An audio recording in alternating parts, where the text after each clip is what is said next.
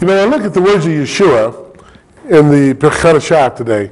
I find it most fascinating because only when I understand the Brechat can I understand this part of the Torah. You know, it's not what we learn, it's what we do that makes a difference. And I believe, it's my opinion, that Yeshua was referencing mishpatim. It's the word meaning ordinances. Because Yeshua says, you know, he brought the people before him, the goats in one hand and the sheep on the other, and he says to the sheep, enter my good and faithful servants. For when I was hungry, you gave me something to eat. When I was thirsty, you gave me something to drink. When I was sick and in prison, you came and visited me.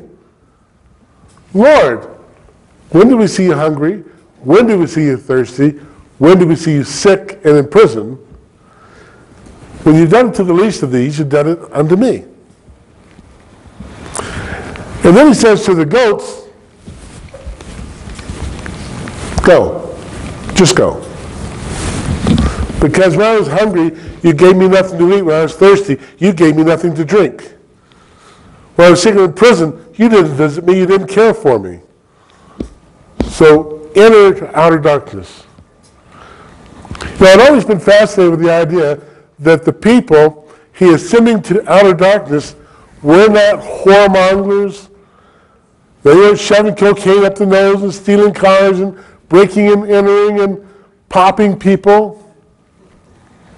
No, as I look at it, I realize that these people are law-abiding citizens of a sort. And the amazing thing is, by our standard today, they would not have done anything wrong, or they would merit to them outer darkness. Put those thoughts on hold. Mishpatim, from the Torah.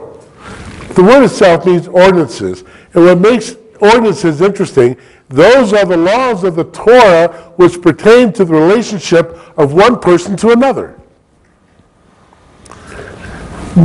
These ordinances, the mishpatim, are how we are to treat our neighbors, how to deal business. And a lot of people, especially in America today, we kind of have this dual Greek mythology sort of mentality.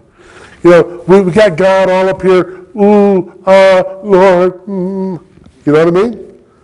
And he is all that. I'm not wanting to sound like I'm diminishing the Lord. But then we got our spiritual lives, and then we got our real lives. You know what I mean? In our spiritual lives, you ever notice that in real life you never speak in King James? Build your spiritual life, you run the risk of speaking King James. Well, blessed art thou, holy full of Israel. Sylvester the cat. But in our real life, we don't do spiritual stuff. But the truth is, when you look at mishpatim, the ordinances, these are the commandments of God in referencing our relationship with one another.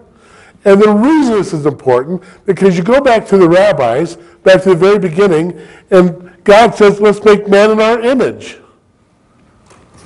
The ordinances and how we treat one another is how we're supposed to be treating the living images of God. You are the image of the Most High God. You are the image of the Most High God. And so how we carry out that life in the mishpatim and the ordinances reflects how we feel about God. 28 days to go. Well, I'm not counting today. You're already into that. And in 28 days, these two will begin to reflect the holy relationship with God. And guess what? How you treat her. Okay? The image of God. And not a bad looking image. Would you agree? Okay? How you treat this image of God may determine your spiritual outcome. And how you treat him. You know, I don't think you're going to call him Lord Nicholas. Okay? But the truth is, how you treat him as the image of God will make a difference. And the laws that will govern your relationship are the ordinances, the mishpatim. And those are spiritual ordinances because we are talking about the images of God. It's essential to realize that. If when Yeshua points out to us what you've done to the least of these, and who are these? My brethren. You know, from the Christian world we would say, all those who are spiritual. And from the Jewish world, we're talking about his own brethren, the Jews. I don't care how you translate it. How you treat others, these ordinances that God has given us, is how we treat his image. Do you know that? Men who hit women are striking out at the image of God. Women who hit men are striking out the image of God. By the way, since we're talking about men and women just for a moment, gentlemen, I got 3 pieces of advice if you want to live on Monday. Sunday's Valentine's Day.